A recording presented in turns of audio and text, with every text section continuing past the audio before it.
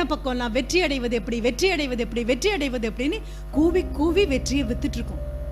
இப்படி வெற்றி அடைவது எப்படின்னு நமக்கு முன்னால போன சமுதாயம் பேசவே இல்லை. மனிதனா வாழ்ந்தாலே மிகப்பெரிய வெற்றி. நான் வாழ்ந்தது 10 பேருக்கு தெரியாட்டாலும் பரவாயில்ல, பெரிய வெற்றி. எனக்காக சிலையோ மாலையோ கைத்தட்டலோ இல்லாட்டாலும் யார் குடும்பத்துக்கும் எந்த துரோகமும் பண்ணாம, எந்த குடும்பத்துக்கும் எந்த விதமான துன்பமும் கொடுக்காம அமைதியா சந்தோஷமா வாழ்ந்தாலே வெற்றி அப்படின்னு நினைச்ச ஒரு வர்க்கம் உண்டு. காலில் விழுந்து அவங்கள கும்பிடும் பொழுதெல்லாம் என்ன சொல்லுவாங்க தெரியுமா? நல்லாரு, நல்லதையே நினை, நல்லபடியா வாழு, ஒரு தடவை கூட நல்லா மார்க் வாங்குன்னு சொன்னதில்லை.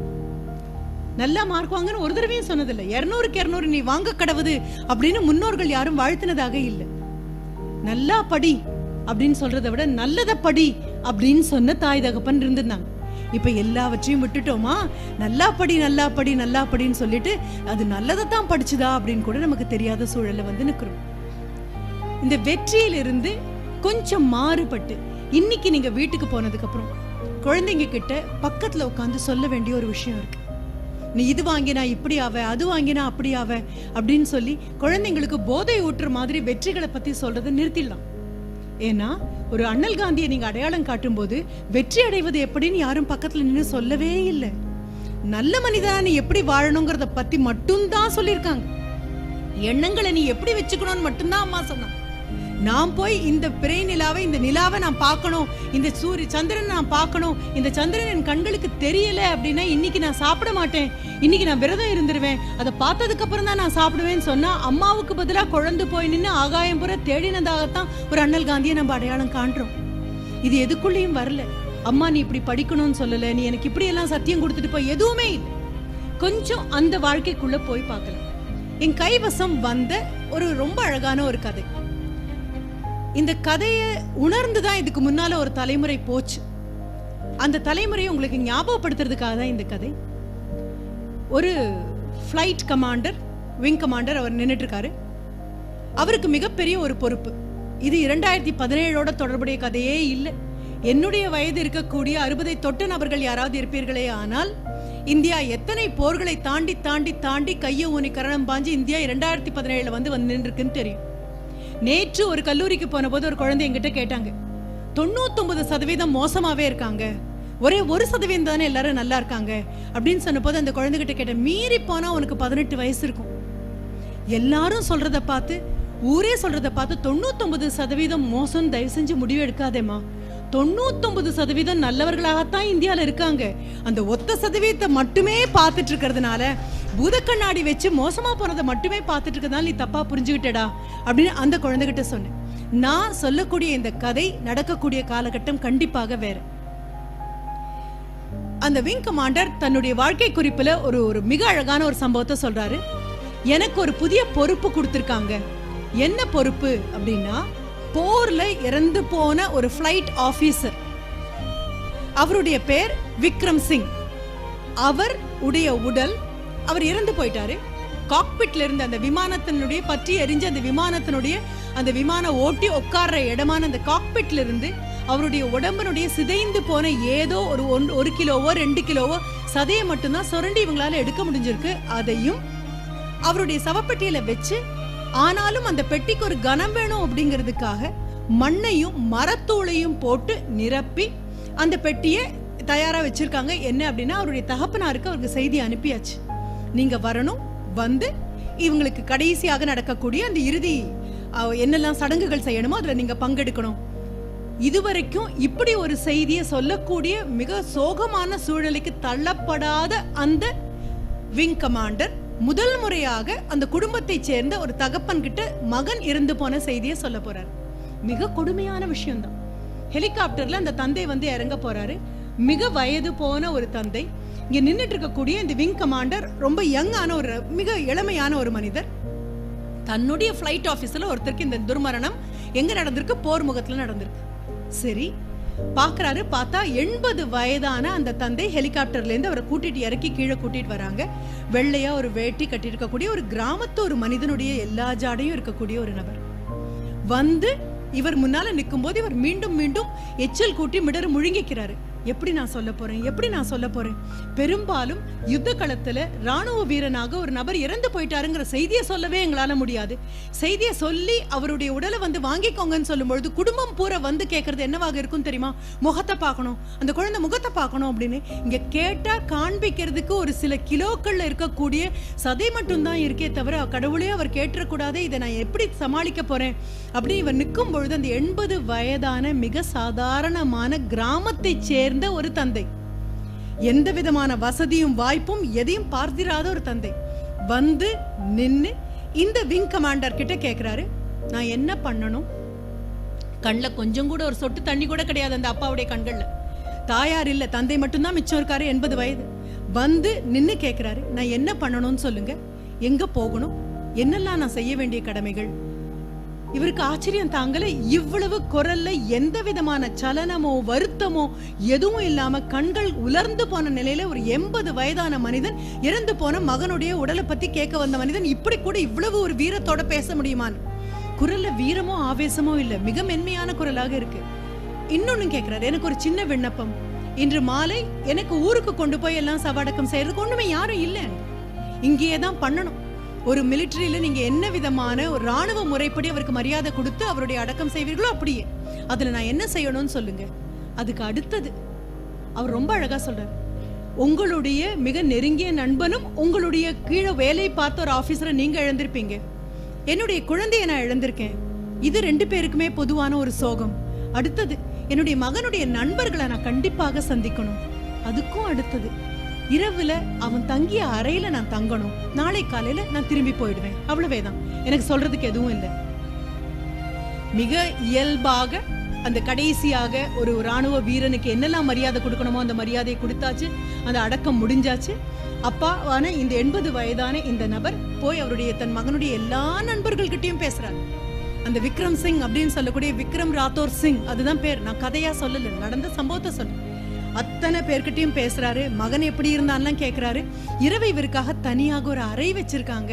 அப்போ அவர் சொல்றாரு, இல்ல அந்த பையன் என் மகன் இருந்த இடத்துக்கு நான் போறேன், போய் அன்று இரவு அங்கேயே இருக்காரு, அடுத்த நாள் காலையில வந்து நான் கிளம்புறேன், அவ்வளவே தான். அடுத்தது இவரை கூட்டிட்டு போய் பக்கத்துல இருக்கக்கூடிய சிவில் விமான நிலையம் அங்க இருக்கக்கூடிய இடத்துல கூட்டாச்சு. அவர் கிளம்பி போனதுக்கு அப்புறம் இந்த கதையை நம்ம கிட்ட சொல்லிட்டு வரக்கூடிய அந்த விங் கமாண்டர் தன்னுடைய மேல இருக்கக்கூடிய அதிகாரி கிட்ட போய் சொல்றாரு, நிஜமா இப்படி ஒரு மனிதரை நான் வாழ்க்கையில பார்த்ததில்லை, எத்தனை ஒத்திகை பார்த்தேன் தெரியுமா, இப்படி ஒரு தந்தை வந்து நிற்கும் போது நான் எப்படி பதில் பேச போறேன் ரொம்ப அச்சப்பட்டேன். ஆனா அந்த மனிதர் எந்த முகமாற்றமும் இல்லாம, எது பத்தியுமே கவலைப்படாம, இவ்வளவு கிளீனா இவ்வளவு அழகா சொல்லி முடிச்சுட்டு கிளம்பி போயிட்டாரு. அப்படிங்கும் பொழுது இந்த விங் கமாண்டருக்கும் மேலே இருக்கக்கூடிய அதிகாரி சொல்றாரு, நீங்கெல்லாம் போர்ல இருக்கக்கூடிய ஒரு பெரிய வீரனை தானே பார்த்திருப்பீங்க, இன்னைக்கு வந்திருந்து போன அந்த தந்தை பேர் என்னன்னு தெரியுமா? 80 வயதான அந்த மிக பாமரனாக இந்தியால எங்க இருக்காருன்னு கூட தெரியாத, நாம யாரும் கண்டுகொள்ளாம போகக்கூடிய அந்த மனிதர் பேரு லக்ஷ்மண் ராத்தோர் சிங். இதுதான் அந்த அப்பாவோட பேரு. ஆனா ரொம்ப நூதனமான போராளி அவர். என்ன காரணம் தெரியுமா? 3 மகன்களை பெற்றெடுத்தவர். முதல் மகன் கியான் சிங் அப்படின்னு பேரு. லடாக்ல, அதாவது நான் சொல்லக்கூடியது இந்தியாவுக்கும் சைனாவுக்கும் முதல்ல ஒரு போர் நடந்தது. இது எதுவுமே நமக்கு தெரியாது. வரலாறு அப்படின்னு நம்ம நினைக்கக்கூடியது எல்லாமே கோடிட்ட இடங்களை நிரப்பக்கூடிய வெறும் வார்த்தைகளாக மாறிப்போன துக்கம் தான் இந்த நாட்டினுடைய. அவருடைய முதல்ல எங்கன்னா லடாக்ல, அவருடையது 1962 வந்த போர்ல இறந்து போனது முதல் மகனான கியான் சிங். அடுத்தது 1965 இந்தியா பாகிஸ்தானுக்கான அடுத்த ஒரு யுத்தம். அப்படி வரும்போது அந்த முதல் யுத்தத்துல அந்த 2வது மகனான வீர் சிங் அவரும் போயாச்சு. இப்போ விக்ரம்னு சொல்லக்கூடிய 3வது மகன் 1971 வந்த, நம்ம எல்லாருக்குமே தெரிஞ்சிருக்கும், எங்க வயதுள்ள பங்களாதேஷ் பிறக்கிறதுக்கான அந்த ஆயத்தத்துல இருந்த ஒன்று, யாஹ்யா கான்கிற பேர் கூட நீங்க கேள்விப்பட்டிருக்கலாம். 3வது மகனையும் இழந்துட்டாரு. ஆனா ஒரு வார்த்தை சொல்லல, புலம்பி அழல, யார்கிட்டையும் எதுவும் சொல்லல. நீங்க யோசிச்சு பாருங்க, நடிகர்களுக்கும் நடிகைகளுக்கும் பாட்டு எழுதுறவங்களுக்கும் மெட்டமைக்கிறவங்களுக்கும் இவர்களுக்கெல்லாம் இந்தியா இந்த விருது கொடுக்கணும், அந்த விருது கொடுக்கணும், அந்த விருது கொடுக்கணும், இந்த விருது கொடுக்கணும் அப்படின்னு நீங்களும் நானும் போட்டியிட்டு கையெழுத்துக்கள் போட்டு அனுப்பக்கூடிய நம்ம நாட்டுல ஏதோ ஒரு கிராமத்துல ஏதோ ஒரு மூலையில 3 குழந்தைகளையும் உங்களுக்காகவும் எனக்காகவும் நீங்களும் நானும் இந்த அறையில அமைதியா உட்கார்ந்து ஒரு பேச்சை கேட்கணுங்கிறதுக்காக ஏதோ ஒரு தகப்பன் இழக்க தயாராக இருக்கும் பொழுது, அப்படிப்பட்ட தகப்பன் ஊட்டி வளர்க்கக்கூடிய வீரமும், அப்படிப்பட்ட தகப்பனோடு அவன் மனைவியாக இருந்த அந்த தாயாரும் வீரம் ஊட்டி வளர்த்தா அங்க குடும்ப உறவுகள் ஆணித்தரமாக ஆழமாக வேர்பாய்ச்சும். நீங்க எங்கிட்ட என்ன எதிர்பார்த்தீங்க, நான் உங்களை எங்க கூட்டிட்டு போறேன்னு யோசிச்சு பாருங்க. சொல்வாங்க, ஜப்பான்ல ஒரு குழந்தைய ஒரு அம்மா அடிக்கும் பொழுதெல்லாம் ஒரே ஒரு வரி சொல்லி சொல்லி அடிப்பாங்களாம். ஜப்பானுடைய பிரஜையா இருந்துட்டு உன்னால எப்படி இப்படி செய்ய போச்சு, ஜப்பானியனா இருந்து உன்னால எப்படி இப்படி செய்ய போச்சு. இப்ப திரும்பி வருவோம். என் குழந்தை என்கிட்ட அம்மான்னு பார்க்காம என்கிட்ட எகிரி எகிரி சண்டை போடுது, மதிக்கவே மாட்டேங்கிறான் என் பையன், எனக்கு நான் என்ன சொன்னாலும் கேட்க மாட்டேங்கிறான் அப்படின்னு புலம்புறதை நிறுத்தலாம். அதற்கு ஒரு வயசு இருக்கு, அதை நான் சரின்னு சொல்லல. 13, 14, 15, 16, 17 இந்த வயதுக்குள்ள மீண்டும் நீங்க யாராவது போவீங்களான்னு உங்களை கேட்டா நீங்க போவீங்களோ எனக்கு தெரியாது. என்ன போவியான்னு கேட்டா நான் இந்த விளையாட்டுக்கு வரலன்னு ஓடி வந்துடுவேன். ஏன்னா அவ்வளவு அபாயகரமான ஒரு உலகத்தை உருவாக்கி குழந்தைங்க கிட்ட கொடுத்துருக்கோம். நாட்டை பத்தி நம்ம குழந்தைகிட்ட நம்ம பேசுறது இல்லை, வீட்டை பத்தி நம்ம குழந்தைகிட்ட நம்ம பேசுறது இல்லை, தகப்பன் பட்ட பாடுகளை பத்தி நம்ம பேசுறது இல்லை. தகப்பனுடைய தகப்பனோ தாயாருடைய தகப்பனோ குடும்பத்துல இருந்த பெரியவங்கள்லாம் எப்படியெல்லாம் வாழ்ந்தாங்கன்னு சொன்னதில்லை. ஏன், அவர்களுடைய பெயர் என்னன்னு கூட நம்ம குழந்தைக்கு நம்ம அறிமுகப்படுத்துறது இல்லை. ஒரு காலத்துல தாத்தாவுடைய பேரை பேரனுக்கும் பாட்டியுடைய பேரை பேத்திக்கும் வச்ச காலங்கள் உண்டு. அதை வாயை சொல்லி கூப்பிட கூச்சப்பட்டுக்கிட்டு ஏதோ ஒரு சின்ன பேரை சொல்லி அந்த குழந்தைங்களை விழித்ததெல்லாம் உண்டு. இவங்க ஜாடையிலேயே இருக்காங்களே, அவங்க ஜாடையிலேயே இருக்காங்களேன்னு தூக்கி தூக்கி தோல்ல வச்சு தெய்வம் மாதிரி பெரியவங்களெல்லாம் கொண்டாடின காலம் உண்டு. என்ன எங்க வழி தவறி போச்சுன்னு தெரியாது. இதே நாட்டில இருந்துதான், இதே நம்ம கிட்ட இருந்துதான் ஒரு 50 வருடங்களுக்கு முன்னால அவ்வளோ பெரிய பேராளுமை பெற்ற தலைவர்கள் எல்லாம் இங்கிருந்து தான் வந்தாங்க. வானத்துல இருந்து ஆண்டவன் தூக்கி போடல, இங்கிருந்தே தான் வந்தாங்க. இதே மண்ணுக்குள்ள இருந்தே தான் வந்தாங்க, நமக்கு நடுவுல இருந்தே தான் வந்தாங்க. திடீர்னு அத்தனை பேரும் காணாம போயிட்டாங்கன்னு நமக்கு என்ன ஆச்சுன்னு தான் நம்ம இப்ப பார்க்க ஆரம்பிக்கணும். ஆமாம், 13, 14, 15 18, 19 வயது வரைக்கும் கையை பிடிச்சா பிடிபடாம நழுவக்கூடிய குழந்தைகள் தான். நீங்க செய்ய வேண்டிய உதவி 13 வயசுல அந்த குழந்தைக்கு நீங்க இந்த குழந்தைய மாத்தி எடுக்கணும் அப்படின்னு பேராசைக்குள்ள இறங்குறதுக்கு முன்னால ஒண்ணு புரிஞ்சுக்கோங்க. எப்பவும் என் கூட இருக்கக்கூடிய ஆசிரியர்கள் கிட்ட நான் சொல்லக்கூடியது, ஜெர்மனில தான் ஆசிரியர்களுக்கு இணையாக வேற யாருக்குமே அங்க சம்பளம் கிடையாதான். The most paid people in Germany happen to be teachers. ஆசிரியர்களுக்கு தான் அதிகமான சம்பளம். மருத்துவர்களும் பொறியியல் வல்லுநர்களும் விவசாயத்துல விஞ்ஞானிகளாக இருக்கக்கூடியவங்க அத்தனை பேரும் அதற்கு ஒரு ரெப்ரசன்டேஷன் கொடுத்தாங்க. எங்களுக்கும் ஆசிரியர்களுக்கு சமமாக வேணும் அப்படின்னு கேட்ட போது பதில் என்ன வந்துதான் தெரியுமா? உங்களை மருத்துவராகவும் பொறியியல் வல்லுநராகவும் விஞ்ஞானியாகவும் மாற்றி எடுத்த அந்த ஆசிரியர் அளவுக்கு எப்படி உங்களுக்கு சம்பளம் கொடுக்க முடியும் அப்படின்னு கேட்டாங்க. இப்ப இது 2-way டிராபிக். ஆசிரியராக இருக்கும் தகுதியை நான் அடைய வேண்டும், என்னை ஆசிரியர் மீண்டும் மீண்டும் சமுதாயம் எனக்கு சொல்லிட்டே இருக்கணும். வெறும் கல்லா கொண்டு போய் கோவில்ல பிரதிஷ்டை தான் பண்றோம். நீங்களும் நானும் கையெடுத்து கும்பிட்டு அர்ச்சனை பண்ணி மந்திரங்கள் ஓதி நாம தான் தெய்வத்திற்கும் சக்தி கொடுக்கிறோம். நாம கல்லா வச்சது ஒரு தெய்வமா மாறுறதுக்கு தெய்வத்தினுடைய சக்தி அல்ல, பக்தனுடைய பக்தி தான் தெய்வத்தை தெய்வமா மாத்தி காமிக்கிற மாதிரி சமுதாயத்தில் இருக்கக்கூடிய ஒவ்வொருத்தரையும் அவங்களா மாத்தி மாத்தி கொண்டு வரணும் அப்படின்னா ரொம்ப பெரிய விஷயம். அப்ப நான் ஆசிரியர்கள் கிட்ட சொல்வேன், ஆசிரியர் ஆவதற்கான பரிபூரணமான தகுதி இல்லைன்னா 10 விதமான கோணத்துல பார்த்தாலும் அப்பழுக்கில்லாத ஆசிரியராக ஆகக்கூடிய தகுதியில ஒரு மாற்று குறைந்தால் கூட தயவு செஞ்சு அந்த வேலைக்கு வந்துடாதீங்க. இதே விண்ணப்பத்தை தாய் தகப்பனான உங்க முன்னாலேயும் வைக்கிறேன். கணவன் மனைவியா இருக்கிறதுக்கு ஒன்றும் பெரிய கஷ்டம் இல்லப்பா. ஒத்து போறது பாதி நாட்கள், சண்டை போடுறது மீதி நாட்கள் உண்டு. ஆமாம், நம்ம உடம்புலயே சொந்த அம்மா தான், தாய்மையை நம்ம கொண்டாடுறோம், எல்லாம் அழகா தான் இருக்கு. ஆனாலும் முதல் 3 மாசம் வயிற்றுக்குள்ள வந்த கருவை அந்த அம்மாவுடைய உடம்பு ஒத்துக்காது.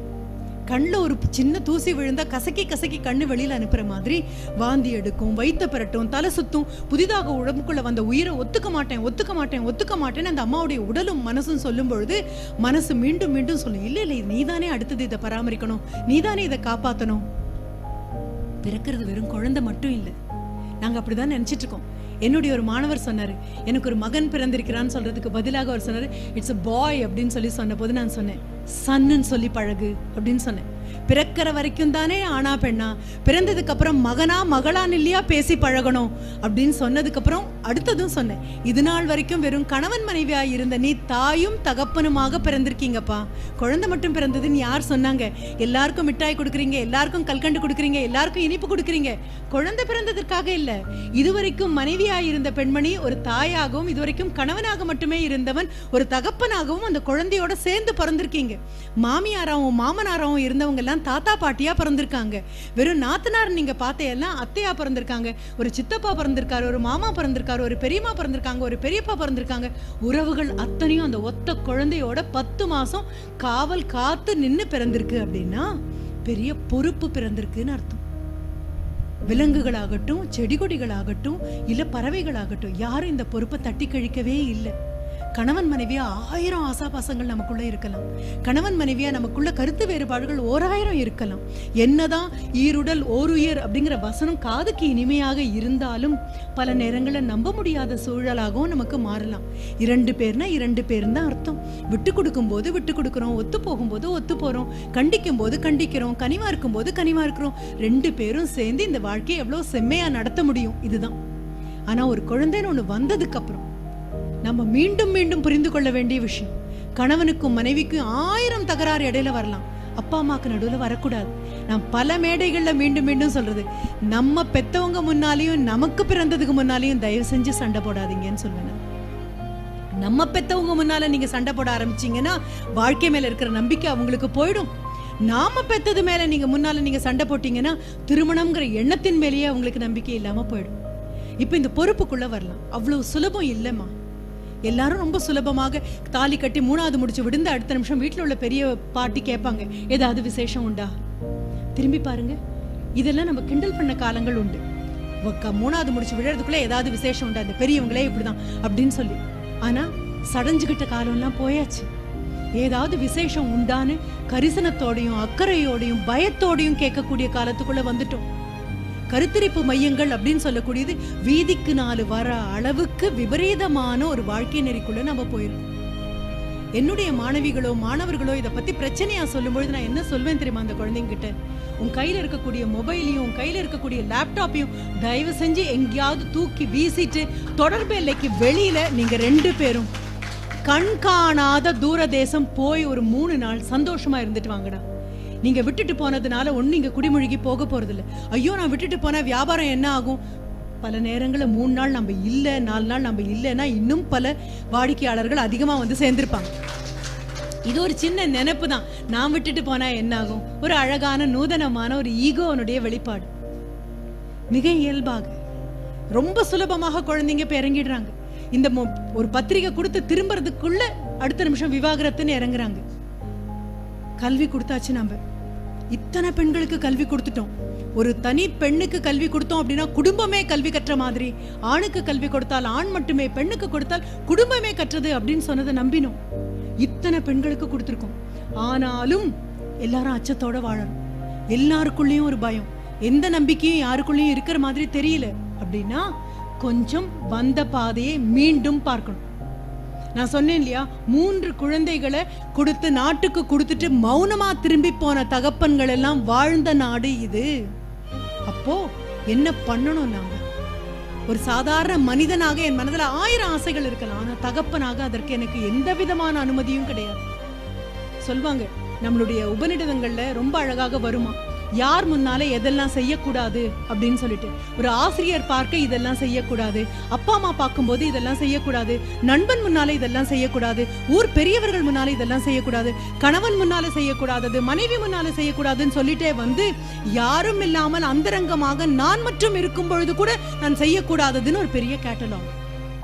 அப்படி மீண்டும் மீண்டும் சொல்லி வளர்த்த நாடு இது. இப்ப நம்ம திரும்புறோம், ஆவேசமா திரும்பி போறோம், கையை மிஞ்சி எதுவும் நடக்கலன்னு நம்பி போறோம். தவம் பண்ணி வீட்டுக்குள்ள வந்தது குழந்தைகள். எப்படி நம்ம உருவாக்கி வச்சிருக்கோம்? என் குழந்தைக்கு நான் தங்கத்தால செருப்பு போடலாம், என் குழந்தைக்கு முள்ளு கிழிச்சாம உடம்பு பூரா ஒரு கவசத்தை பூட்டி விடலாம். ஆனாலும் குப்பையும் கூளமும் கல்லும் முள்ளும் மண்டி இருக்கக்கூடிய சாலையில தானே என் குழந்தையும் இறக்கி விட்டாகணும். அப்ப என் குழந்தைய மட்டும் நான் பார்த்தா பத்தாது, எல்லாரும் அவங்க குழந்தைய பார்க்க ஆரம்பிப்போம் அப்படிங்கிற ஒரு நிலைமைக்குள்ள வரப்போறோம். அப்படின்னா எந்த விஷயம் உங்க குழந்தைக்கு பிடிக்காது, அது பேசினா சரியில்லைன்னு நினைக்கிறீங்களோ அந்த விஷயத்த உங்க குழந்தை உங்க வயிற்றுல கருவுற்ற காலத்திலிருந்து விட்டுடணும்னு முடிவு பண்ணுங்க.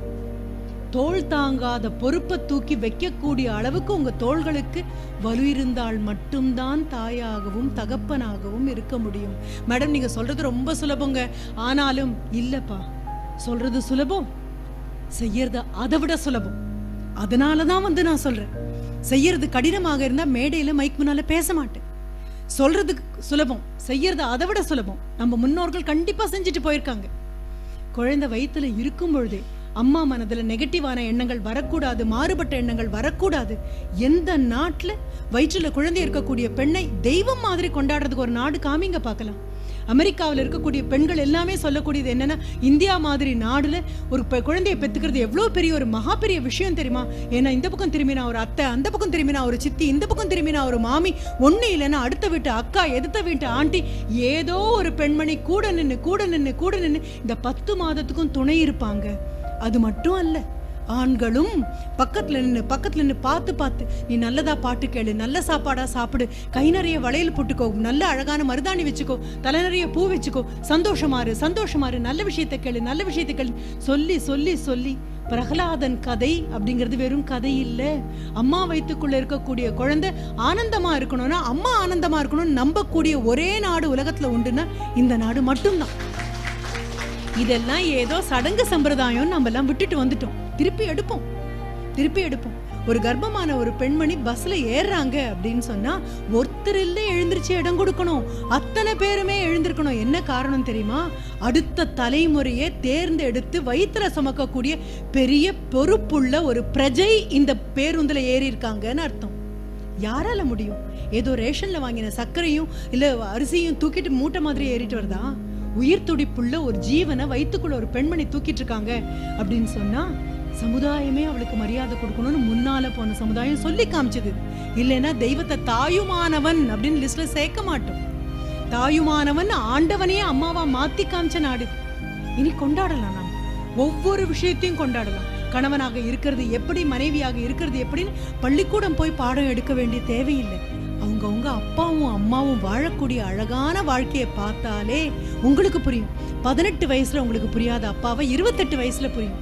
எங்க அப்பா நிஜமாவே ரொம்ப கஷ்டப்பட்டு தான் என்ன மேல கொண்டு வந்திருப்பாரு. எங்க அம்மா வாயை திறந்து சொன்னதில்லை. ஒருவேளை நான் தூங்குனதுக்கு அப்புறம் 2 பேரும் உட்காந்து பேசியிருப்பாங்களோ என்னமோ. எப்படித்தான் வளர்த்தாங்களோ தெரியாது, எப்படித்தான் என் கோவத்தை சகிச்சாங்களோ தெரியாது. திரும்பி பாருங்க, வாழக்கூடிய புத்தகங்களா வீட்டுல இருக்கக்கூடிய பெரியவர்களை பக்கம் பக்கமா புரட்டி பார்த்தீங்கன்னா எல்லா ரகசியங்களும் உங்களுக்கு தெரியும். இது புரிஞ்சு 5 வயதாகும் போது கூட நீங்க என்ன வார்த்தை சொல்றீங்களோ அதுதாம்மா உங்க குழந்தைங்க பேசும். நான் எப்பவும் சொல்லுவேன், குழந்தை கெட்ட வார்த்தை பேசாது, கேட்ட வார்த்தை தான் பேசும். குழந்தை முன்னால வெறும் கண்ணாடி மாதிரி தான் நீங்க சொல்லக்கூடிய அத்தனை வார்த்தையும் உங்க குழந்தை சொல்லும். குழந்தைகளுக்காக நமக்குன்னு ஒரு டிவி சேனல் கிடையாது. குழந்தைகள் பார்க்கறதுக்காக 1000 டிவி சேனல் இருக்கலாம். ஒரே ஒரு நாள் உட்கார்ந்து அதுல வரக்கூடிய வார்த்தை அவங்கள பார்த்தீங்கன்னா, அந்த வார்த்தை வன்முறைகளை பார்த்தீங்கன்னா, தாயும் தகப்பனையும் அந்த குழந்தைங்க கேவலப்படுத்துற மாதிரி வார்த்தைகளை பார்த்தோன்னா இதையா நம்ம குழந்தைங்க பார்க்க போகுதுன்னு புரிஞ்சுப்பீங்க. எனக்கு முன்னால போன எங்க அப்பாவும் அம்மாவும் என்ன வாழ்க்கை நான் வாழணும்னு பார்த்து வளர்த்தாங்க. ஏதாவது ஒரு சின்ன பிரச்சனை வரும்போது, சின்ன குழந்தை உள்ள பார்க்கலாம், பெரியவங்க பேசுற இடத்துல உனக்கு என்ன வேலை அப்படின்னு சொன்னாங்க. ஆனா நாம என்ன பண்ணுவோம் தெரியுமா? யாராவது வந்தாங்க அப்படின்னா, படிக்கணும்ல, நாளைக்கு டெஸ்ட் தானே, ஓடு, இதுதான் நாம விரட்டிட்டு இருக்கிறது. உள்ள அனுப்பிட்டு அவங்க 2 பேரும் பேசியிருப்பாங்க. பாட்டியோ தாத்தாவோ இது பெருசு, இந்த வார்த்தைகள் எல்லாம் எங்க அம்மா தன்னுடைய மாமியாரை குறித்தோ எங்க அப்பா தன்னுடைய பேசி நான் கேட்டதில்லை. மிக மிக மிக கேவலமான ஒரு நகைச்சுவை மாதிரி எல்லாரும் பேச நாம எல்லாம் பொறுத்துட்டு இருக்கோம். என்னை விட வயசுல பெரிய என்னுடைய மாமனாரையோ என்னுடைய அப்பாவையோ எனக்கு தெரிந்த வயதில் பெரியவரையோ யாராவது பெருசுன்னா நான் துடிச்சு போயிடுவேங்கிறதுனால வேற யாரையும் பெருசுன்னு சொல்ல மாட்டேன். என்ன காரணம்னா, நான் பெருசுன்னு கிண்டல் பண்ணக்கூடிய நபர் யாருக்கோ தகப்பன், யாருக்கோ சித்தப்பா, யாருக்கோ பெரியப்பா, யாருக்கோ மாமா. அப்படி இருக்கும் பட்சத்தில் நாம தான் வார்த்தைகளை புழக்கத்துல விட்டோம், நாம தான் கேவலமான வார்த்தைகளை விட்டோம், நாம தான் நகைச்சுவை அப்படிங்கிற பேர்ல தகாத எல்லாவற்றையும் ஏற்றுக்கொண்டோம், நாம தான் எல்லாரும் பார்க்க என் தலை ஒரு குப்பை தொட்டின்னு அறிமுகப்படுத்திக்கிட்டோம். தேவையில்லாத அத்தனையும் கொண்டு வந்து கொட்டுறதுக்கான குப்பை தொட்டின்னு. இப்ப என்ன பண்ண போறோம்? இனி குப்பை தொட்டி அல்லனா 5 வயது குழந்தை என்ன பேசணுமோ அது வீட்டுல இருக்கிற எல்லாரும் பேசும். 5 வயது குழந்தைக்கு என்னெல்லாம் வேண்டாமோ அது வீட்டுல இருக்கிற யாருக்கும் வேண்டாம். அப்படிதான் இருந்தது, அப்படிதான் பாட்டி இருந்தாங்க, அப்படிதான் தாத்தா இருந்தாங்க. 10 வயதா? 5லேருந்து 10 இன்னும் கொஞ்சம் கடினமானது. நீங்களும் நானும் குழந்தைய எப்படி வளர்த்தாலும் குழந்தை பள்ளிக்கூடம் போகும்பொழுது 10 பேருக்கு நடுவில் போய் நிற்கும் போது உங்களுக்கும் எனக்கும் தெரியாத எல்லா வார்த்தைகளும் வரும். அதனாலதான் நான் தொடங்கும் போது சொன்னேன், ஊர் கூடி தேர் இழுக்கிறது, ஒருத்தர் பண்ணி பத்தாது, எல்லாரும் எடுக்க போறோம், அத்தனை பேரும் கையில எடுத்துக்க போறோம். கேவலமான வார்த்தைகளோ, சொல்லத்தகாத வார்த்தைகளோ, காதுக்கு விருப்பம் இல்லாத வார்த்தைகளோ, அநாகரிகமான வார்த்தைகளையோ என் குழந்தை கேட்காது. கேட்கிற மாதிரி சூழல என் குழந்தை வளரக்கூடாது அப்படின்னா எல்லா தாய் தகப்பனும் அதையே கிளியை சொல்லுவாங்க. ஒரு கிளியினுடைய 2 முட்டைகளை, ஒரு முட்டையை கொண்டு போய் ஒரு முனிவர் வீட்லையும் இன்னொன்னு ஒரு கசாப்பு கடையிலையும் வச்சாங்க. முட்டைகள்ல இருந்து அந்த குஞ்சுகள் வெளியில வந்ததுக்கு அப்புறம் கசாப்பு கடையில வளர்ந்த குஞ்சு வெட்டு கொத்து கொல்லுன்னு சொல்லிட்டு இருந்தது. முனிவர் வீட்டுல இருந்தது, வாங்க உட்காருங்க, என்ன சாப்பிட்டீங்கன்னு கேட்டது. கிளிகள் தான் எதை கேட்குதோ, எதை பார்க்குதோ, எது பரிச்சயப்படுதோ அதுவே தான். வீட்டை மாத்துங்க, வீட்டுக்குள்ள இருக்கிற எல்லாரும் எல்லார்கிட்டையும் இனிமையா பேசுங்க. நீங்க 2 பேர் வீட்டுல சண்டை போடும்போது பாத்தீங்கன்னா விளையாடிட்டு இருக்கிற குழந்தை அமைதியாயிடும். திரும்பி பாத்தீங்கன்னா உங்க 2 பேரை மட்டுமே பார்த்துட்டு இருக்கும். சில சமயம் ரொம்ப பயமா இருக்கும் அந்த குழந்தைக்கு. உள்ளங்கையில் இருக்கிற ரேகையை அழிக்கிற மாதிரி குமிஞ்சு தன் கையை தேய்ச்சிட்டு உட்காந்துட்டு இருக்கும். நான் பார்த்திருக்கேன். என்னுடைய மாணவர்கள நிறைய பேர் வகுப்புல ஆசிரியர் பாடம் எடுக்கும் பொழுது தலையை குமிஞ்சிட்டு உள்ளங்கையை தேய்ச்சிட்டு உட்காந்துருப்பாங்க. திருப்பி என்னுடைய அறைக்கு போனதுக்கு அப்புறம் அந்த குழந்தைகளை நான் கூப்பிட்டதுண்டு. என்ன பிரச்சனை அப்படின்னா பெரும்பாலும் அவங்க சொல்லக்கூடியது மிகப்பெரிய நடுக்கம். பேயோ பிசாசோ பணப்பிரச்சனையோ எதுவுமே பயம் கிடையாது. தாயும் தகப்பனும் கண் முன்னால சண்டை போடும் பொழுது குழந்தைகள் அத்தான நாடியும் சப்த நாடியும் ஒடுங்கி போய் உள்ளுக்குள்ள நடுங்கி போய் உட்கார்ந்துடுறாங்க. எத்தனை ஒரு நூதனமான வன்முறை தெரியுமா? திரும்பி பாருங்க. Your children play an audience to you. உங்களுடைய ஆடியன்ஸ் அங்க உங்க குழந்தைங்க உட்கார்ந்துருக்காங்க. அவ்வளோ ஒன்றும் பெரிய வெறுப்பு இல்லைப்பா. அந்த ஒரு நிமிடம் எல்லார் வீட்லையும் காலையில் 8:30 மணிக்கு குருட்சேத்திரம் தான். எந்த வீடு நல்லா இருக்கு? எல்லார் வீட்லையும் காலையில் 8:30 மணிக்கு ஒன்னால நான் கேட்டேன், என்னால நீ கேட்ட, அவ்வளவே தான். ஆனா மாலையில திரும்பி வரும்போது எல்லாம் தெய்வங்களாகவும் தேவதைகளாகவும் தேவர்களாகவும் திரும்பி வருவோம். காலையில என்னமோ பேசிட்டேன், விடுமா, விடு விடு அப்படின்னு அந்த 8:30 மணி குரல் ஓங்கி காதுலையும் மூக்கிலையும் புகை வந்து சத்தம் வரக்கூடிய அந்த சூழல ஒரு நிமிஷம், இதுவே மாலையில 6 மணியா இருந்தா எப்படி இருக்கும்னு யோசிச்சு பாருங்க. மனித மனசு தானே, இயல்பு தானே, விட்டுட்டு போ. ஏன்னா நாவினால் சுட்ட வடு தாங்காது. எங்கேயாவது ரணம் குழந்தைங்க பார்த்ததுன்னா ரொம்ப கஷ்டப்படும். 10 வயது வரைக்கும் தாக்கு பிடிச்சிங்களா, அதுக்கப்புறம் வழுக்குப்பாறை தான். 11, 12, 13, 14, 18, 20 தொடர வரைக்கும் அப்பாக்களுக்கிட்ட எல்லாம் சின்ன விண்ணப்பம். அந்த வயசை தாண்டி வரக்கூடிய மகன்கள் எல்லாம் அம்மாக்கள் தான் எல்லான்னு சொன்னாலும் அம்மாக்கள் அப்பாக்கள் கிட்ட அந்தரங்கமாக சில நேரங்கள்ல சில விஷயங்களை சொல்லணும். நான் சொன்னா அவனுக்கு புரியாது. என்னதான் அவன் அம்மாவே ஆனாலும் 10-12 வயசான பையனுக்கு நீங்க பக்கத்துல நின்று சொன்னா ஒரு ஆணுக்கு ஆண் சொல்லும் பொழுது இன்னும் அழகா புரியும். என் கையை நான் இனிமே விட்டுடுறேன், தயவு செஞ்சு உங்க கையை பிடிச்சுக்க சொல்றீங்களா அப்படின்னு வீட்டுல சொல்லி பழகுங்க. இது என் பையன் அம்மா இழுக்கிற வரைக்கும் என்ன தலைகீழ நின்னாலும் அம்மாவால் அன்பு கொடுக்க முடியுமே தவிர அப்பாவோட கனிவும் கண்டிப்பும் சேர்ந்த ஒரு நன்னடத்தைய அம்மாவால கொடுக்கறதுங்கிறது 100% முடியாது. அதுவேதான் அப்பாக்களுக்கும். நம்ம மகதான் அது கால் தரையில பட்டுதுன்னா ஐயோ புண்ணாயிடுமே, தோல்ல வச்சா ஐயோ புண்ணாயிடுமேன்னு பார்த்து தலையை தூக்கி வளர்த்த தகப்பன் தான். ஆனாலும் 10 வயது தாண்டி 11 வயது என் குழந்தைக்கு ஆயிடுச்சு அப்படின்னா உங்க விரல்ல இருந்து உங்களை இறுக்கி பிடிச்சிட்டு இருக்கக்கூடிய உங்க பெண் குழந்தையோட விரல ஒத்தொத்தையா அவசரமா பிக்கவே வேண்டாம். மெதுவா நிதானமா பூ விரிக்கிற மாதிரி எதழா எடுத்து கொண்டு போய் அம்மா கையில இறுக்கி பிடிச்சிட்டு, சரி இனி அம்மா சொல்றதை கேட்பியான், அப்பா பார்த்துட்டே இருக்கேன், சரி அப்பாக்கள் கிட்ட மறுபடியும் வரேன். 12லிருந்து 18 எல்லாம் தாண்டி தான் வந்திருக்கோம்.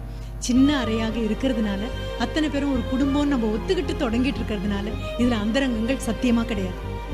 அந்தரங்கம் இல்லை இல்லையா? இப்ப சொல்ல 12லிருந்து ஒரு 18 வயதுக்குள்ள பெண் குழந்தைங்க பெரியவங்க ஆனா கண்ணுக்கு தெரியும்பா. ஒரு பெண் பெரிய குழந்தைய ஆயிட்டான பார்த்தா தெரியும், வளர்ச்சியை பார்த்தா தெரியும். ஆனா அதே மாதிரி ஒரு வழுக்கு பாறையில சறுக்கக்கூடிய வழியில தான் ஆண் குழந்தைகளும் போறாங்க. நாம கவனிக்கிறது இல்லை. பார்க்க யாரோ ஒரு 10 வருஷம் கழிச்சு பார்த்தா அடடா என்ன இப்படி வளர்ந்துட்டேன், மீசையெல்லாம் வந்துருச்சு. திடீர்னு ஒரு நாள்ல இதெல்லாம் சம்பவிக்கல. ஒத்தொத்த நாளா இந்த நேரம் தான் ஆண் குழந்தைங்களுடைய மிக பலவீனமான நேரம். தந்தைகள் தயவு செஞ்சு பக்கத்துல போய் நில்லுங்க. தோளை இறுக்கி பிடிச்சுக்கோங்க. பயப்படாதே, அப்பா கூட இருக்கேன்னு சொல்லுங்க. எதுக்கு பயப்படாதேன்னு கூட நீங்க சொல்ல வேண்டாம். நான் படித்த ஒரு ரொம்ப அழகான சுவாரஸ்யமான ஒரு விஷயம், மிகப்பெரிய ஒரு எழுத்தாளர், அவருடைய மகன் அவர் கூட ஒரு கோவில்ல குளத்துக்கிட்ட இருந்து திரும்பி வரும்போது அந்த பையன் அண்ணாந்து பார்த்து அப்பா கிட்ட சொல்றான், இனி நான் வரலப்பா கோவிலுக்கு. ஏன்பா? இல்லப்பா, எல்லா பெண்களும் குளிச்சுட்டு எல்லாரும் வராங்க, எனக்கு அவங்களெல்லாம் பார்க்கும்போது மனசுல என்னெல்லாமோ தோணுதுப்பா, நான் வரலப்பா இனிமே அப்படின்னு. அந்த 13-14 வயது மகன். யார் இதெல்லாம் கடந்து வரல? நம்ம அத்தனை பேரும் கடந்து வந்திருக்கோம், ஆனா மறந்து போயிடும். அப்போ அந்த அப்பா, அந்த படைப்பாளர், அந்த எழுத்தாளர் குமிஞ்சு பையன்கிட்ட சொன்னதாக அந்த மகன் பின்னால சொல்றாரு, பயப்படாதே, 14, 15, 16 வயசுலாம் இப்படிதான் இருக்கும், அப்பா கூட இருக்கேன்ல, தைரியமாவா, தாண்டி வந்துடலாம். சொல்லுங்க, எத்தனை பேரால அவர் மகன்கிட்ட 8th standard, 7th standard, 9th standard, இந்த குழந்தைங்க ரொம்ப பலவீனமான கண்ணி. அம்மாக்கு தெரியும், ஆண் குழந்தையோட முகத்தை பார்த்தா தெரியும், அதனுடைய கூச்சத்தை பார்த்தா தெரியும், அதனுடைய தயக்கத்தை பார்த்தா தெரியும். ஆனா தெரிஞ்சும் தெரியாம நடிக்கிறத விட்டுடலாம். நீங்களும் நானும் தெரிஞ்சும் தெரியாம இருக்கிற மாதிரி நடிக்கும் போதுதான் ஊடகங்களும் புத்தகங்களும் திரைப்படங்களும் நீங்களும் நானும் ஆக்கிரமிக்க வேண்டிய இடத்துல அவை வந்து ஆக்கிரமிச்சு குழந்தைங்களுக்கு என்னெல்லாம் தேவையில்லையோ அது அத்தனையும் அவங்க தலையில கொண்டு போய் கொட்டுறாங்க. 13 வயதும் 14 வயதும் 15 வயதும் ஆன குழந்தை கேவலமான பாடல் எழுத முடியும்னு நினைக்கிறீங்க? கேவலமான திரைப்படங்கள் எடுக்கிறாங்களா? நீங்களும் நானும் ஒன்னா உட்காந்து பார்க்க கூச்சப்படக்கூடிய காட்சிகளை அவங்களா திரையமைக்கிறாங்க. அவங்க கற்பனைக்குள்ளேயே வந்திருக்கு. நம்ம என்ன பண்ணிட்டோம்? நம்ம குழந்தைங்களை மிக பாதுகாப்பு இல்லாத கன்சியூமர் சொசைட்டியா மாத்திட்டோம். உங்களுக்கும் எனக்கும் தேவையில்லாத குப்பையை கொண்டு வந்து அது நிற்கும் போதும் நிமிரும் போதும் உட்காரும் போதும் பார்க்கும் போதும் படிக்கும் போதும் கொட்டி கொட்டி கொட்டி எதுவும் திங்கு கிடைக்காம நீங்களும் நானும் தூக்கி வீசியிருக்கக்கூடிய இந்த கலாச்சார கழிவு பொருட்களை அந்த குழந்தைங்க சாப்பிட்டுட்டு உட்காந்துட்டு இருக்கு. எவ்வளவு பெரிய பாவம் பண்றோம், தெரிஞ்சு பண்றோம், அறிஞ்சு பண்றோம். எவ்வளவு பெரிய கொடுமை. அவங்களால எதிர்த்து ஏதாவது பேச முடியுமா? 13 வயசு பையனா, எனக்கு எதுக்குமா இந்த மாதிரி எல்லாம் சினிமா அப்படின்னு அந்த குழந்தை கேட்க முடியுமா? 13 வயசு தான் ஆச்சுமா பொண்ணு, எனக்கு எதுக்குமா இதெல்லாம்? குழந்தை கேட்குமா என்ன? குழந்தை எதையோ ஒன்று பார்த்துட்டு இருக்கு அப்படின்னா பின்னால வந்து எட்டி பார்க்குறோம், சந்தேகப்படுறோம், வேற எதையோ பார்க்குதோன்னு அந்த வேற எதையோ அந்த குழந்தை உருவாக்கல. வேற எதையோ 40, 45, 50, 60 ஆன வயதான நபர்கள் பொறுப்பின்றி உருவாக்கி அந்த குழந்தை கைக்கு அனுப்பும் போது பார்க்கக்கூடிய வேற எதுவும் அந்த குழந்தைக்கு இல்லாத போது அந்த குழந்தை அதை உட்காந்து பார்த்துட்டு இருக்கு. அவ்வளவே. இனி இதை பத்தி புலம்புறதை நிறுத்திடணும். நாம நமக்கு பொறுப்பான இடத்தை ஆக்கிரமிக்க போறோம். அப்பா அப்படின்னு சொன்னா குழந்தை பிறந்த நிமிடத்திலிருந்து விரலை விட்டு விலகி நாளைக்கு தைரியமா காலை ஊனி சாலையில அதுவே நடக்கிற வரைக்கும். எது மாதிரி? குழந்தைக்கு சைக்கிள் ஓட்ட சொல்லி கொடுக்கும்போது எவ்வளவு கவனமா இருக்கீங்க. ஹேண்டில் பாரை பிடிச்சுக்கிறீங்க, பின்னால பிடிச்சுக்கிறீங்க, பெடலை ஒழுங்கா பண்ண சொல்றீங்க. குரங்கு பெடல் போடும்போது இப்படிதான் இருக்கும், பயப்படாதேன்னு சொல்றீங்க. ஒரு மரத்து பக்கத்துல போய் நின்று சாஞ்சோ, செவுத்து பக்கத்துல நின்று போய் சாஞ்சோ நின்று இறங்கி குழந்தை சைக்கிள்ல இருந்து இறங்கும் போது அப்படிதான் இருக்கும், பயப்படாதே அப்படின்னு சொல்றீங்க. கூடவே ஓடி வரீங்க, எல்லாம் பண்றீங்க. தூரத்துல நின்று பாக்குறீங்க. அப்பா பிடிச்சிட்டு இருக்கீங்களாப்பா, அப்பா பிடிச்சிட்டு இருக்கீங்களாப்பா அப்படின்னு கேட்டா பிடிச்சிட்டு இருக்கேன் அப்படின்னு ஒரு அழகான பொய்ய சொல்லிட்டு கையை விட்டுட்டு நிக்கிறீங்க. 2 தடவை குழந்தை விழுவான். விழுந்த உடனே அம்மா வீட்டுக்குள்ள இருந்து ஐயோ அப்படிம்பாங்க. அப்பா கொஞ்சம் பேசாம அப்படிம்பாரு. என்ன அப்படின்னா, விழ தெரியறவனுக்கு மட்டும்தான் எழுந்திருக்கவும் தெரியும். என் குழந்தை 4 தடவை விழுந்தா எழுந்திருக்கும். என் குழந்தைய நான் தள்ளிவிட சொல்லல, ஆனா ஐயோ விழுதேன் குறுக்க நீங்க பாஞ்சு உங்க குழந்தைக்கு விழக்கூடிய அனுபவத்தை கூட கொடுக்காம தட்டி பறிச்சிட்டீங்கன்னு வைங்க, நாளைக்கு அதுக்கு காலும் கையும் சறுக்குன்னு அடுத்த நிமிஷமே மிரண்டு போயிடும். சின்ன ஏமாற்றங்களை கொடுங்க, சின்ன தோல்விகளை கொடுங்க. இன்னைக்கு வாங்கி தரேன் அப்படின்னு சொல்லிட்டு அப்பா யோசிச்சு பார்த்தேன்டா, இப்போ உனக்கு தேவையில்லைன்னு தோணுது, வேணா 1 வாரம் கழிச்சு கொடுக்கட்டுமா? காத்துட்டு இருக்கிற சுகம் என்னன்னு அந்த குழந்தைக்கு சொல்லி கொடுங்க. உடனடியா நம்ம என்ன டிபார்ட்மெண்டல் ஸ்டோரா கையை நீட்டின அடுத்த நிமிஷம் இந்தான்னு எடுத்து கொடுக்கறதுக்கு? கொஞ்சம் பொறுத்துக்கிட்டும், கொஞ்சம் ஏமாறட்டும், கொஞ்சம் அழட்டும், கொஞ்சம் உங்க தோல்ல சாஞ்சு அப்பான்னு நச்சட்டும். இதெல்லாம் நடந்ததுக்கு அப்புறம் எப்போ குழந்தைக்கு தயார் நிலை வருதோ அப்போ தாயும் தகப்பனுமா அதை கொடுக்குறோம். நீங்களும் நானும் சொல்ல வேண்டிய அறிவுரையை நாம சொல்ல தவறும் போது அதுக்கு வேற என்ன சொல்றோம்? நான் ஏதாவது சொல்லி என் குழந்தை ஏதாவது பண்ணிட்டா, நம்ம ஒரு நாளும் ஏதாவது சொல்ல மாட்டோம், நம்ம குழந்தைய ஏதாவது பண்ணாது. இப்படி பயத்தை சுவாசிச்சு இதுக்கு அன்புன்னு வேற ஒரு பேரை சொல்லிட்டு சுத்துறோம் அப்படின்னா எவ்வளவு பெரிய அநாகரிகம். கண்டிக்க நமக்கு உரிமை இருக்கு, கடுமையா அல்ல. கண்ணு பார்த்து அன்பு இல்லப்பா இது தப்பு அப்படின்னு சொல்ல நமக்கு உரிமை இருக்கு. பக்கத்துல உட்காந்து கையை பிடிச்சு எத்தனை நாளாச்சு உங்க குழந்தைய நீங்க தொட்டு பேசி? யோசிச்சு பாருங்க. குழந்தைங்கிட்ட நான் சொல்ல, அம்மாவையும் அப்பாவையும் தொட்டு பேசி எவ்வளவு நாளாச்சு? ஐம்புலன்கள்னு சொல்றீங்க, 4 உங்க முகத்திலேயே உட்கார்ந்தாச்சு. மிச்சம் உடம்பு பூரா ஓடிட்டு இருக்கு இல்லையா? இந்த உடம்பு பூரா ஓடிட்டு இருக்கக்கூடிய இந்த தீண்டும் இன்பம் குழந்தைங்களை எப்ப தொட்டு பார்த்திருக்கீங்க? எப்ப பேசியிருக்கீங்க? எப்போ வீர தீரமான கதைகளை உங்க குழந்தைங்க கிட்ட சொல்லியிருக்கீங்க? யோசிச்சு பாருங்க, எத்தனை வீர தீரமான கதைகள். அப்பா விரல பிடிச்சுக்கிட்டு ராத்திரி 10 மணிக்கு ஒரு மரத்தடியில போய் நம்ம நின்னதில்லை? அப்பாவும் அம்மாவும் நான் இருக்கும்போது பயப்படாதே அப்படின்னு சொன்னதில்லை? அம்மா இங்கேன்னு சொல்லலை, எனக்கு ஒரு டம்ளர் தண்ணி எடுத்துட்டு வா அப்படின்னு குடம் எடுக்கும்போது அம்மா அம்மா நான் பார்த்துட்டே இருக்கேன், பயப்படாத. எத்தனை உரமூட்டிய வாழ்க்கை அது, எத்தனை செழிப்பான வாழ்க்கை. எங்க விட்டு விலகி நாம நின்னுட்டோம். உங்களுக்கு ஆரம்பத்துல அந்த ராணுவ வீரனுடைய கதை சொன்னேன் இல்லையா? அந்த 3 பேர் நம்ம திரும்பி வந்து நம்ம குழந்தைகளுக்கு பெரிய பெரிய கதைகள் சொல்றோம். அது அபிமன்யுவாக இருந்தாலும் சரி, கடினமாக உழைத்து உழைப்ப மட்டுமே வெற்றின்னு சொல்லிட்டு போன தலைமுறையை பத்தி சொல்றோம். வெற்றி அடைந்த நபர்களை நீங்களும் நானும் அடையாளம் காட்ட வேண்டிய அவசியம் இல்லை. எவரெஸ்ட்ல ஏறின நபர்களை அடையாளம் காட்ட வேண்டிய அவசியம் இல்லை. எவரெஸ்ட்ல ஏறணும்னு நினைச்சு ஏறுறதுக்கு ஒரு அடி எவரெஸ்ட் தொடறதுக்கு முன்னால நின்று போன நபர்களும் வெற்றி அடைந்தவர்கள் தான். இந்த வெற்றியை குழந்தைகிட்ட சொல்வோம், இந்த ஏமாற்றங்களை குழந்தைகிட்ட சொல்வோம், இந்தியாவை பத்தி குழந்தைகிட்ட சொல்வோம். பக்கத்துல உட்காந்து உங்க குழந்தைகிட்ட சொல்வீங்க. ரொம்ப குறும்பு பண்ணானா ஒரு பையன், தாங்கவே முடியாம அவங்க அப்பா அங்கேயும் இங்கேயும் பார்த்து பொறுக்க முடியாம டேபிள் மேல ஒரு அட்லஸ் இருந்தது. அந்த அட்லஸ் ஏதோ பழைய புராதனமான அட்லஸ். அதுல இருக்கக்கூடிய வேர்ல்டு மேப் அப்படியே கிழிச்சு பையன்கிட்ட கொடுத்து சுக்கு நூறா கிழிச்சு எங்க உட்காந்து அமைதியா விட்டுடா அப்படின்னு சொல்லிட்டு போயிட்டாராம். 5வது நிமிஷம் குழந்தை ஒட்டி கொண்டு வந்து கொடுத்துட்டான். அவ்வளவேதான். என்ன அப்படின்னு சொன்னா, அந்த பழைய அட்லஸ்ல ஒரு பக்கம் வேர்ல்டு மேப் இருக்கு, பின்பக்கம் அந்த பையன் மறக்காம ஏதோ ஒரு ஆளுடைய படத்தை அவனுக்கு தெரிஞ்ச மாதிரி கிறுக்கி வரைஞ்சிருக்கான். வேர்ல்டு மேப்ல இருக்கக்கூடிய ஒவ்வொரு இடத்தையும் அவனுக்கு ஒட்ட தெரியாது. ஆனா ஒரு மனிதனுடைய உடம்புல உறுப்புகள் எங்கன்னு ஒட்ட முடியும். உங்களுக்கு எனக்கும் தெரிய வேண்டியது அதுதான். கையை மிஞ்சி போகல.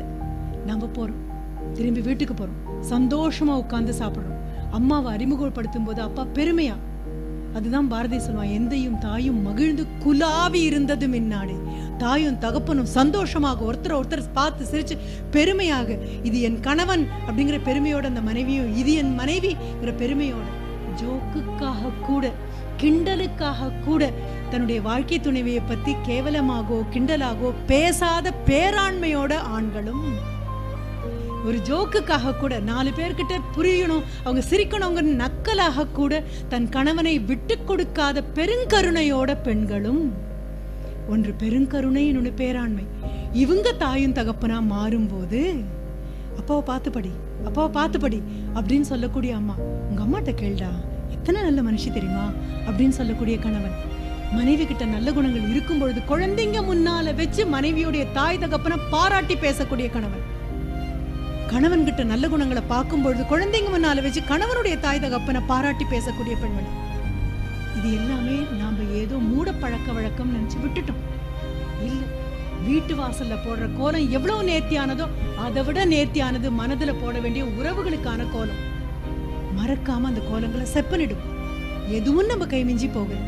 யாராவது யாரை பத்தியாவது கிண்டலாக ஒரு பெண்ணை பத்தி பேசும்பொழுது அதற்கு கொஞ்சம் கூட கரம் மசாலாலாம் சேர்த்து, ஓஹோ அப்படியா அப்படின்னு வம்பு பேசுறது நிறுத்திடுவோம்.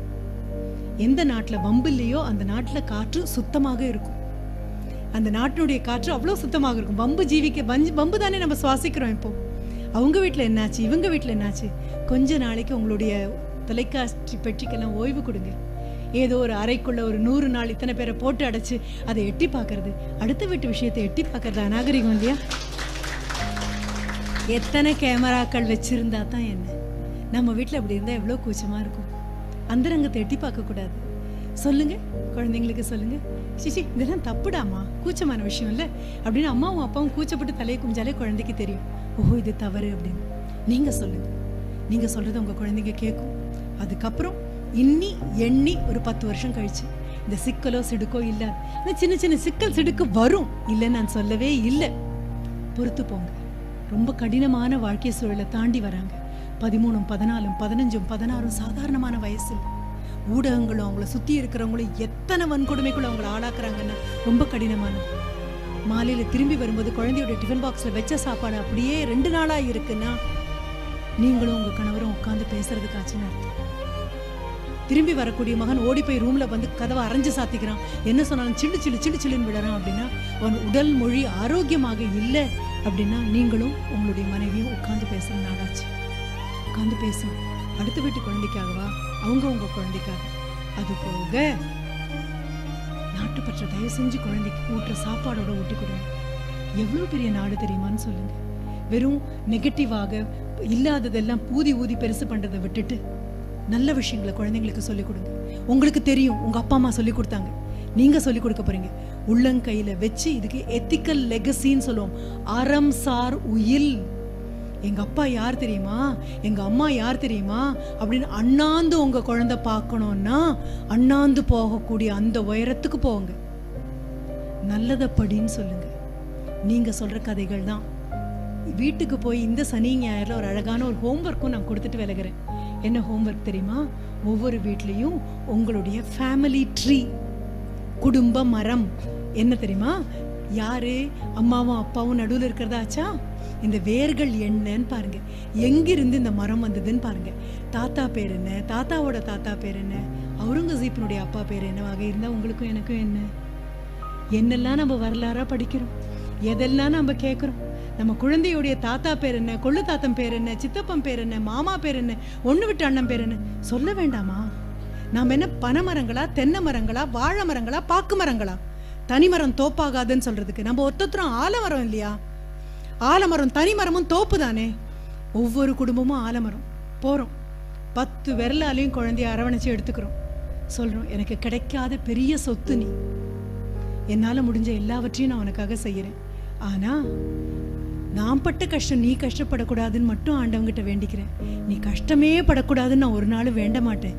ஏன்னா ஒவ்வொரு மரமும் வேர் விடணும்னா இயற்கை அதற்காக மோத வேண்டிய பாறைகளையும் இருட்டையும் கொடுத்துருக்கு. உனக்குன்னு வரும் கஷ்டங்கள், அந்த கஷ்டம் வரும்போது திரும்பி பார்த்தேன்னா அப்பாவும் அம்மாவும் நிற்போம்.